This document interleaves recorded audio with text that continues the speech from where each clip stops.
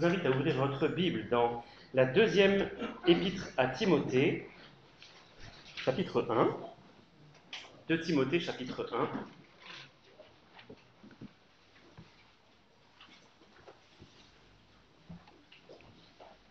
Avant de commenter et d'expliquer quoi que ce soit, on va incliner nos têtes, prier le Seigneur de nous éclairer. Seigneur, oui, tu es un Dieu vivant, tu vis dans le ciel aujourd'hui et nous réclamons ton assistance pour comprendre ta parole. Sans toi, Seigneur, ces mots seront vides et simplement de l'encre imprimée sur une page.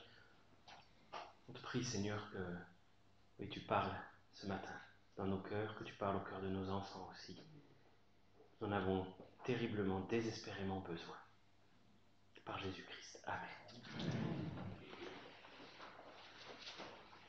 Donc on est dans le chapitre 1 de la deuxième lettre à Timothée. On a déjà vu une première étude, une première prédication, méditation sur ce texte-là, et notamment sur la consolation que l'apôtre Paul voulait apporter à Timothée.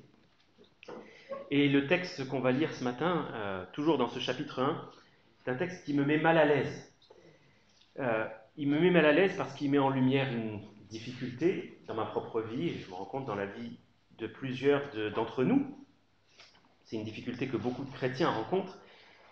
Et c'est quelque chose qui, à mon sens, questionne notre foi, l'atteste, l'éprouve, et plus que notre foi aussi, notre vie, plus simplement, avec le Seigneur, notre communion avec lui. Alors, je replace simplement quelques éléments de contexte, en rappelant que l'apôtre Paul a écrit cette lettre à Timothée, alors que l'apôtre Paul est donc en prison, il est probablement à Rome, il est à la fin de sa vie, il est devenu un vieillard. Timothée a pris quelques années d'expérience, d'âge, depuis la première lettre, et il est actuellement, Timothée, très très découragé, il traverse une crise dans sa foi, il doute de sa foi, il n'ose plus tellement parler du Seigneur, il a peur de la persécution aussi, et c'est tout ça qu'on comprend en lisant cette lettre. Et donc Paul, qui est donc un vieillard, cherche à l'encourager, à le relever, il va lui montrer de l'amour, du soutien, de la compassion, et en même temps qu'il lui montre tout cet attachement et tout cet amour, il va le presser de ne pas se laisser submerger par le découragement et de ne pas se laisser engloutir par le silence. Donc on va lire le chapitre 1 en entier. Paul, apôtre de Jésus-Christ, par la volonté de Dieu, pour annoncer la promesse de la vie qui est en Jésus-Christ, à Timothée, mon enfant bien-aimé, que la grâce, la miséricorde et la paix te soient données de la part de Dieu le Père et de Jésus-Christ, notre Seigneur. Je rends grâce à Dieu, que mes ancêtres ont servi et que je sers avec une conscience pure, de ce que nuit et jour je me souviens continuellement de toi dans mes prières, me rappelant tes larmes et désirant te voir afin d'être rempli de joie, gardant le souvenir de la foi sincère qui est en toi, qui habita d'abord dans ton aïeul Loïs et dans ta mère Eunice, et qui, j'en suis persuadé, habite aussi en toi. C'est pourquoi je t'exhorte à ranimer la flamme du don de Dieu que tu as reçu par l'imposition de mes mains. Car ce n'est pas un esprit de timidité que Dieu nous a donné. Au contraire, son esprit nous remplit de force, d'amour et de sagesse. N'aie donc point honte du témoignage à rendre à notre Seigneur, ni de moi son prisonnier, mais souffre avec moi pour l'Évangile, par la puissance de Dieu. Il nous a sauvés et nous a adressé une sainte vocation, non à cause de nos œuvres, mais selon son propre dessein, et selon la grâce qui nous a été donnée en Jésus-Christ avant les temps éternels, et qui a été manifestée maintenant par la venue de notre Sauveur Jésus-Christ, qui a réduit la mort à l'impuissance et a mis en évidence la vie et l'immortalité par l'Évangile. C'est pour cet Évangile que j'ai été établi prédicateur et apôtre, chargé d'instruire les païens. Et c'est à cause de cela que je souffre ces choses. Mais je n'en ai point honte, car je sais en qui j'ai cru, et je suis persuadé qu'il a la puissance de garder mon dépôt jusqu'à ce jour-là. Retiens dans la foi et dans l'amour qui est en Jésus-Christ le modèle des saines paroles que tu as reçues de moi. garde le bon dépôt par le Saint-Esprit qui habite en nous. Tu sais que tous ceux qui sont en Asie m'ont abandonné, entre autres Phygèle et Hermogène. Que le Seigneur répande sa miséricorde sur la maison d'Onésiphore, car il m'a souvent consolé, et il n'a pas eu honte de mes chaînes. Au contraire, lorsqu'il est venu à Rome, il m'a cherché avec beaucoup d'empressement, et il m'a trouvé. Que le Seigneur lui donne d'obtenir miséricorde auprès du Seigneur en ce jour-là. Tu sais mieux que personne combien de services il m'a rendu à Éphèse. Jusque-là, notre lecture. Alors, je ne sais pas si vous avez remarqué, mais il y a une expression qui revient 3 fois dans ce texte. Il est question de honte. Si vous regardez au verset 8, il est écrit « N'aie donc point honte du témoignage à rendre à notre Seigneur ». Au verset 12, Paul dit « C'est à cause de cela que je souffre ces choses, mais je n'en ai point honte ». Et au verset 16, il est question d'Onésiphore, dont Paul dit « Il n'a pas eu honte de mes chaînes ». Et en partant de ces 3 versets, je voudrais nous amener à voir, premièrement, que la honte, la timidité ne sont pas produites par l'Esprit de Dieu. Dans un deuxième point, je voudrais qu'on voit que la honte est vaincue par la foi au Seigneur Jésus-Christ. Et dans un troisième et dernier point, que la honte vaincue est source d'une récompense éternelle. Donc ce premier point, la honte et la timidité ne sont pas produites par l'Esprit de Dieu, qu'elles ne sont pas un fruit de l'Esprit. J'ai dit en introduction que ce texte, il me mettait mal à l'aise. Et il me met mal à l'aise parce qu'il met en lumière quelque chose que je vis, et je suis certain que nous sommes nombreux à le vivre aussi. Il m'arrive d'avoir honte de parler de l'Évangile. Dans tout un tas de situations, cela révèle une attitude de cœur et une façon de penser qui ne devrait pas se trouver dans la vie d'un chrétien. Alors c'est quelque chose qui se trouvait dans la vie de Timothée, cet homme à qui Paul écrit, et comme lui, il m'arrive d'avoir honte de parler du Seigneur, et il m'arrive de faire preuve d'une timidité qui est loin de glorifier le Seigneur auquel je dis croire. Alors dans le contexte de cette lettre, il y avait un certain nombre de persécutions, Paul en faisait les frais. Il était persécuté pour sa foi, et on peut comprendre que Timothée ait eu peur de parler, parce qu'il risquait, lui aussi, dans une certaine mesure, d'être persécuté s'il parlait de Jésus. Alors, on comprend en lisant cette lettre qu'il avait plus ou moins cessé de témoigner, qu'il avait fait baisser la lumière et qu'il s'était finalement tu. On a vu, parce qu'on a étudié il y a quelque temps la première lettre à Timothée, on a vu qu'il avait un caractère plutôt timide, plutôt réservé. Ce n'était pas quelque chose de naturel et de facile pour lui que d'aller vers les autres, que de s'affirmer et de parler clairement et avec force, avec puissance de ce qu'il croyait. Et peut-être qu'il se réfugiait derrière ce caractère naturel pour dire mais en fait voilà, j'y peux rien, je suis comme ça. Je suis d'un naturel timide. Arrêtons-nous juste un tout petit instant là-dessus parce que ça c'est quelque chose que nous faisons tous plus ou moins, nous réfugier derrière notre caractère naturel. En disant mais je n'y peux rien, je suis comme ça. Mais ça ne glorifie pas Dieu non plus de se réfugier derrière la chair. Parce que finalement, ce qu'il y a derrière, c'est la chair, oui, il peut y avoir un tempérament, un caractère, mais on cherche finalement à justifier une désobéissance derrière notre propre nature. Je suis colérique, je n'y peux rien. Je suis violent, c'est comme ça. Et puis, en ce qui concerne le témoignage, on peut se dire, mais bon, après tout, c'est pas si grave. Il y en a d'autres qui vont parler. C'est pas mon rôle. Il y en a d'autres dont c'est le rôle. Les pasteurs, par exemple, les pasteurs, les anciens, les évangélistes. Oui, ça, c'est leur rôle. Moi, bon, c'est pas très grave si je me tais. Eux, il faut pas qu'ils se taisent. Et puis, j'ai peur de la réaction des gens. Et c'est ça la honte, vraiment. Avoir peur de la réaction de celui qui est en face de nous. Puis si à mon travail, je parle de Jésus, ou si je dis que je suis croyant, ça risque de m'attirer des ennuis. On peut se moquer de moi, peut-être même pire, on peut me licencier. Il vaut mieux que je sois prudent et donc que je me taise. Et à force de raisonner de cette manière, on en vient à petit adopter le silence comme mode de fonctionnement, comme habitude de vie par rapport à l'évangile que le Seigneur nous a chargé de proclamer. On en vient à avoir naturellement et habituellement honte de Dieu, d'appartenir à Dieu. Et notez que quand nous adoptons progressivement ce type de raisonnement, on essaye de se justifier. On essaye de se donner bonne conscience. Mais la parole de Dieu met en lumière cela. Elle nous dit, n'aie pas honte de l'évangile parce que ça ne vient pas de l'Esprit de Dieu. Cette disposition-là n'est pas produite par Dieu qui habite dans le cœur du chrétien. C'est une manière pour Paul de dire à Timothée, quelles que soient les excuses que tu te trouves, sache que ta timidité, ton silence, ne viennent pas de Dieu.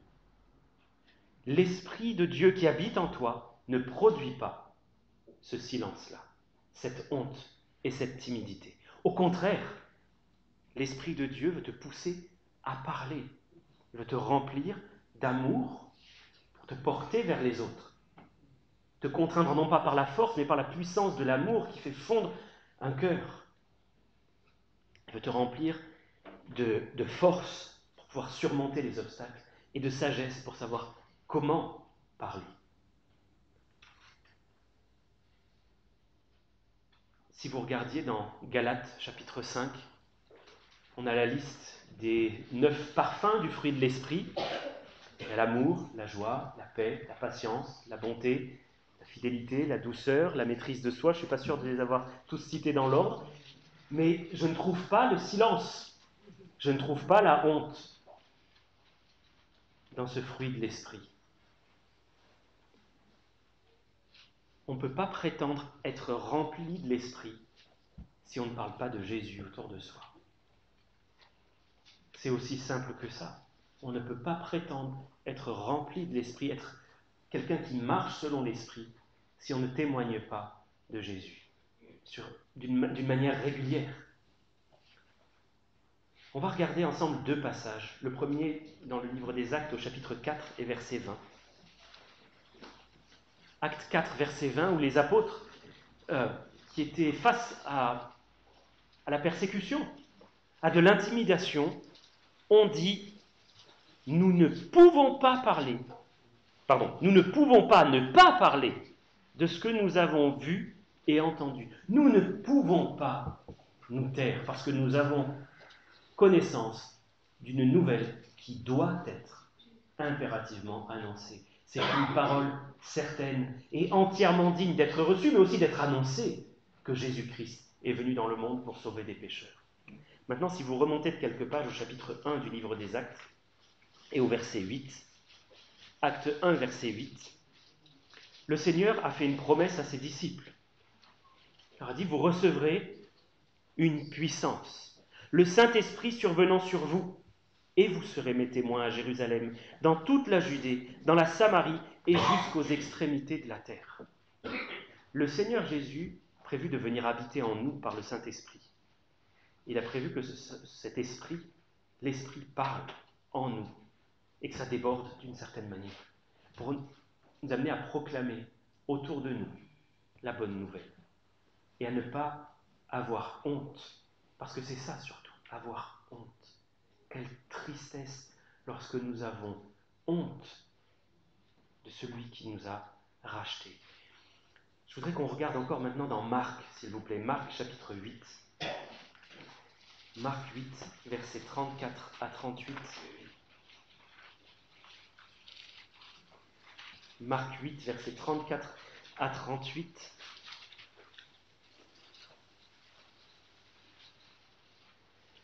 Jésus, ayant appelé la foule avec ses disciples, leur dit « Si quelqu'un veut venir après moi, qu'il renonce à lui-même, qu'il se charge de sa croix et qu'il me suive. Car celui qui voudra sauver sa vie la perdra. mais celui qui perdra sa vie à cause de moi et de la bonne nouvelle la sauvera. Que sert-il à un homme de gagner tout le monde s'il perd son âme? Que donnerait un homme en échange de son âme? Car quiconque aura honte de moi et de mes paroles au milieu de cette génération adultère et pécheresse, le Fils de l'homme aura aussi honte de lui quand il viendra dans la gloire de son Père avec les saints anges. Je voudrais souligner quelque chose ici. Notre salut n'est pas conditionné à notre témoignage. Ce n'est pas parce qu'on parle de Jésus que l'on va être sauvé. Ce n'est pas parce qu'on se tait que l'on est damné.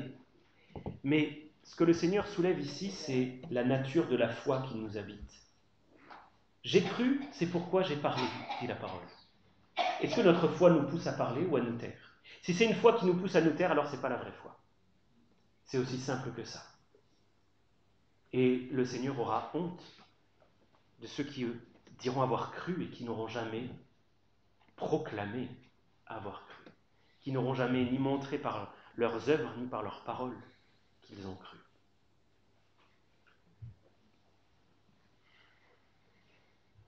Nous parlons de honte ici, la peur du regard des autres, d'être jugé par les autres. Pourquoi ne sommes-nous pas fiers de ce Dieu qui nous a rachetés? Nous sommes fiers de tout un tas de choses. Nous sommes fiers de nos possessions matérielles. Nous sommes fiers d'avoir de beaux vêtements. Nous sommes fiers d'avoir une belle maison, un beau jardin. Des tas et des tas de choses. Un bon métier. Un ministère. Pourquoi ne sommes-nous pas surtout fiers de Dieu, de lui appartenir? Jérémie dit que celui qui se glorifie d'avoir la connaissance de l'Éternel. Si vous voulez être fiers de quelque chose dans votre vie, soyez fiers de connaître ce Dieu qui exerce la bonté, la justice et la miséricorde sur la terre. Ça dévoile où sont nos réelles priorités. De quoi est-ce que je suis fier?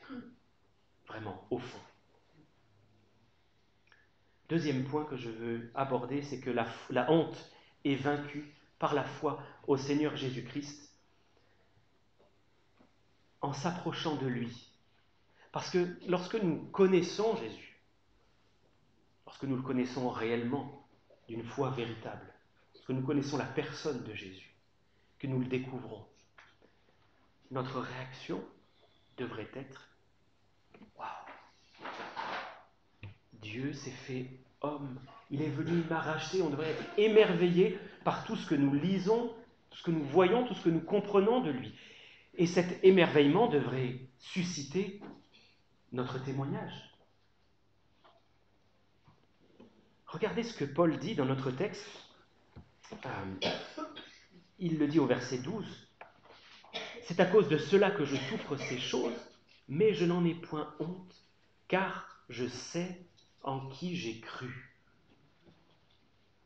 Quand nous savons qui est Jésus, la honte disparaît, parce que nous comprenons qu'il mérite, qu'il est digne d'être proclamé. Notre bouche laisse sortir tout un tas de paroles, parfois pas très très glorieuses. Elle devrait proclamer les louanges de Dieu, ce qu'il a fait dans notre vie par Jésus-Christ. Je sais en qui j'ai cru. En qui avez-vous cru? Qui est ce Dieu qu'elle vous dit croire? Qui est-il? Quelles sont ses qualités? Je n'ai pas honte parce que je connais bien Jésus. Ce que je sais à son sujet me pousse à parler de lui, sans honte, parce que le connaître, c'est la meilleure chose au monde. Dans Jean 4, il y a le récit de la femme samaritaine, cette femme qui était pétrie par la honte à cause de tout ce qu'elle avait fait. Elle rencontre Jésus, une rencontre brève, mais décisive, mais tellement décisive, tellement forte, que toute honte s'envole et qu'elle va parler à tout le monde. Alors qu'elle sort à l'heure où personne ne peut la rencontrer, pour qu'elle n'ait pas honte. L'homme démoniaque qui a été guéri dans Marc 5, ce démoniaque de Gadara, lui aussi a une rencontre assez brève avec Jésus, mais elle aussi décisive, parce que le Seigneur a changé quelque chose dans sa vie. Il veut suivre Jésus, mais Jésus lui dit non, toi tu vas aller témoigner. cet homme va aller répandre son témoignage dans toute la région de la Décapole, au nord-est du territoire d'Israël, de telle sorte que quand Jésus reviendra la deuxième fois, il sera accueilli. Il avait été rejeté la première fois, on lui avait dit « va-t'en d'ici ». Et la deuxième fois, à cause du témoignage de cet homme, il viendra et il sera accueilli. Dans ces deux cas, vous avez une rencontre avec Jésus. Jésus a fait quelque chose. Qu'a-t-il fait dans votre vie? Alors vous allez me dire, oui, non mais moi je ne l'ai pas rencontré face à face, il n'a pas dit des choses à mon sujet comme il l'a fait avec cette femme samaritaine. Il n'a pas chassé de moi 7 démons, et il n'a pas chassé de moi une légion de démons non plus, comme il l'a fait avec ce démoniaque à Gadara. Mais si Jésus n'a rien fait pour vous, effectivement, vous n'avez rien à dire. Effectivement, vous n'avez rien à dire.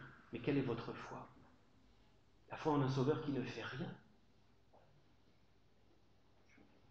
La foi est aussi alimentée par cette rencontre avec Jésus, et le fait de savoir quelle est son œuvre, ce qu'il a fait pour nous, ce que l'on a compris.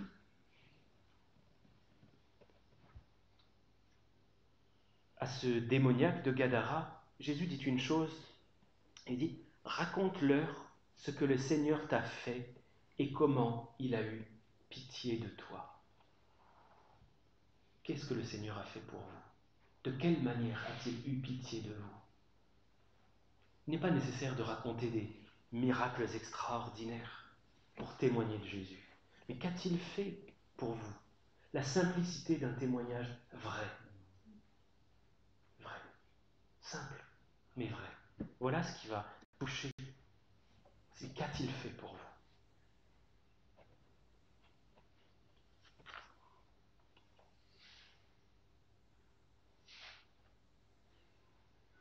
Troisième point, la honte, une fois vaincue, amène une récompense. Dans la deuxième partie de ce verset du chapitre 1, verset 12, Paul disait « Je souffre ces choses, mais je n'en ai point honte, car je sais en qui j'ai cru, et je suis persuadé qu'il a la puissance de garder mon dépôt jusqu'à ce jour-là. » Garder mon dépôt jusqu'à ce jour-là. Pour l'apôtre Paul, parler de Jésus, même au sein d'une prison sordide, c'était un honneur. Il se faisait un honneur et une fierté de proclamer ce Dieu si grand qui s'est humilié jusqu'à la mort et même jusqu'à la mort de la croix. Alors c'était un devoir coûteux, parce que ce devoir l'amenait jusqu'en prison, dans des conditions qui n'ont rien à voir avec l'enfermement aujourd'hui. Mais en même temps, il était assuré que ces malheurs étaient simplement passagers et qu'il viendrait un temps où il serait réuni, c'est ce qu'il appelle ce jour-là, il serait réuni avec son Sauveur et il récolterait les fruits qu'il avait si durement semés. En attendant de récolter la récompense, Paul lui confiait son dépôt, son investissement. Vous savez, je travaillais dans la finance, il y a un certain nombre d'investissements que vous faites et pendant un certain temps, vos fonds ne sont pas du tout disponibles. Vous les confiez à la banque, avec la confiance que la banque fera pour le mieux. Je dois dire que cette confiance n'est pas toujours très bien placée. Néanmoins, là, il s'agit du banquier céleste, celui qui n'a pas une once de malhonnêteté et qui gardera cet investissement dont nous ne voyons pas encore le fruit, mais qui saura le garder jusqu'à ce jour-là et nous en donner la récompense, les intérêts, au ciel, plus tard. Alors parfois, nous aurons un aperçu de cet intérêt, de cette récompense, lorsque nous verrons des fruits ici-bas par notre témoignage, et que des personnes viendront à Christ parce que nous leur aurons parlé de Jésus. En soi, c'est déjà une récompense que de savoir qu'une âme a été sauvée par l'intermédiaire de notre témoignage. Ça remplit le cœur d'une joie qui est incomparable. Mais gardons en tête que Dieu récompensera ceux qui n'ont pas eu honte, ou ceux qui auront vaincu la honte. Je voudrais qu'on regarde un passage dans Hébreux, chapitre 11. Hébreux 11. versets 24 à 26.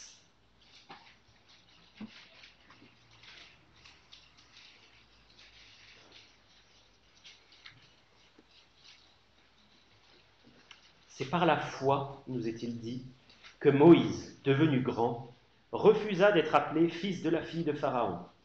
Il préféra être maltraité avec le peuple de Dieu, plutôt que d'avoir pour un temps la jouissance du péché. Il regarda l'opprobre de Christ comme une richesse plus grande que les trésors de l'Égypte, car il avait les yeux fixés sur la rémunération. Vous savez, ça n'est pas être vénal que d'avoir les yeux fixés sur la rémunération que Dieu promet. S'il nous promet une rémunération, une récompense, c'est bien pour nous motiver. Sur la terre, des gens s'imposent toutes sortes d'abstinences pour remporter une médaille. À l'époque de l'apôtre Paul, c'était une couronne, une plante, faite de plantes, couronne tressée de feuilles. Et ils s'imposaient toutes sortes d'efforts, ils renonçaient à des tas de choses pour quelque chose qui allait passer. Mais nous, dit la parole, faisons-le pour une couronne incorruptible. Courons, saisissons ces occasions que nous avons de témoigner, de parler de Jésus, de vaincre la honte, de surmonter la honte, la timidité, la peur. Sinon, comment le témoignage de Jésus sera-t-il annoncé? Je pense maintenant à ce passage de Romains, chapitre 10, verset 14, verset 13 même. « Quiconque invoquera le nom du Seigneur sera sauvé, est-il dit. » Mais l'apôtre Paul ajoute, « Comment donc invoqueront-ils celui en qui ils n'ont pas cru? Comment croiront-ils en celui dont ils n'ont pas entendu parler? Et comment en entendront-ils parler s'il n'y a personne qui prêche? Et comment y aura-t-il des prédicateurs s'ils ne sont pas envoyés? Selon qu'il est écrit, qu'ils sont beaux les pieds de ceux qui annoncent la paix, de ceux qui annoncent de bonnes nouvelles. Mais tous n'ont pas obéi. » Le Seigneur nous appelle à proclamer cette bonne nouvelle. Il n'y a pas que les prédicateurs ici qui soient appelés à parler de Jésus. Tous ceux qui croient véritablement sont appelés à proclamer celui en qui ils ont cru. C'est ce que Paul disait aussi pour Onésiphore dans notre texte. Il n'a pas eu honte de mes chaînes. Il n'a pas eu honte. C'était une manière de proclamer Jésus, de chercher Paul jusqu'au fin fond de la prison, parce qu'il savait, Onésiphore, qu'il allait être associé à Paul, qu'il allait être associé à un chrétien, donc que sa réputation allait en souffrir. Il pouvait être rejeté à son tour. Alors c'est vrai, parler de Jésus risque de bousculer un petit peu nos vies. Ça peut déclencher de l'hostilité, parfois des réactions un petit peu vives. Mais il y a une récompense au bout. Il y a une récompense. Et le Seigneur n'oubliera pas de récompenser celui qui a apporté un verre d'eau à l'un de ses disciples parce qu'il est son disciple. Il n'oubliera pas de récompenser ne serait-ce qu'un acte aussi simple que celui-ci, si nous n'avons pas honte. Mais quelle récompense va attendre celui qui reste dans le silence? Celui qui aura eu honte, Jésus aura honte de lui. En revanche, si nous souffrons pour Christ, Christ aura non seulement compassion de nous ici, mais il saura nous réserver les plus grands honneurs au ciel. La Bible nous dit qu'il est sage, celui qui gagne des âmes. C'est faire preuve de sagesse que de chercher à gagner des âmes. Et je veux terminer avec Romains chapitre 8, verset 17. Romains 8, verset 17. Or, si nous sommes enfants, nous sommes aussi héritiers. Héritiers de Dieu et co-héritiers de Christ. C'est merveilleux. Mais il est ajouté quelque chose. Si toutefois nous souffrons avec lui, afin d'être glorifiés avec lui.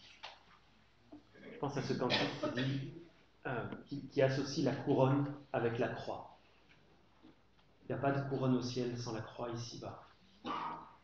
Et suivre les traces du Maître, c'est aussi proclamer la parole de Dieu. Il n'y a pas de chemin chrétien qui exclut le témoignage. Et la récompense, cet héritage dans le ciel, est pour ceux qui auront souffert avec Jésus-Christ. Oh, il est bien des chrétiens qui seront sauvés dans le ciel sans avoir témoigné. Leur œuvre sera passée au feu du jugement de Dieu et il n'en restera rien. Rien, ils perdront toute récompense, tout honneur. Pour eux, ils seront sauvés comme au travers du feu. Certains se diront peut-être « Oh, moi, c'est tout ce qui m'importe. » Quelle foi est celle-là? Quel amour pour le Seigneur? Y a-t-il dans une foi qui se dit « Oh, moi, du moment que j'ai mon petit coin au ciel et que je ne vais pas en enfer, je me tais, le reste, je m'en fiche. » Quel mépris envers celui qui a promis des récompenses. Quel mépris! Vous savez, quand je souhaite motiver mes enfants à faire quelque chose qui leur coûte, qui leur déplaît, il m'arrive fréquemment de leur promettre une récompense. Ils disent « Papa, c'est quoi la récompense ?» C'est une surprise, tu le verras une fois que tu auras terminé. Je m'efforce de ne pas les décevoir en la matière, parce que sinon ils pourraient en venir à mépriser les promesses que Dieu fait de récompense. Mais cette perspective d'avoir quelque chose en rétribution de leurs efforts les motive. Cela les motive. Ne méprisons pas ce que le Seigneur nous promet au ciel, sa rétribution. Ne méprisons pas sa parole et ne méprisons surtout pas son œuvre qui est digne d'être annoncée. On va prier ensemble. Tu vois, Seigneur,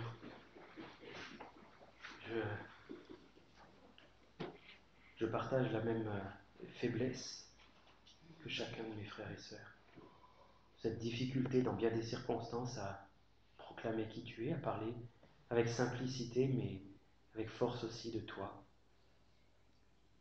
Seigneur, nous sommes certainement habités par tellement de pensées, tellement de désirs, que parler de toi passe à l'arrière-plan.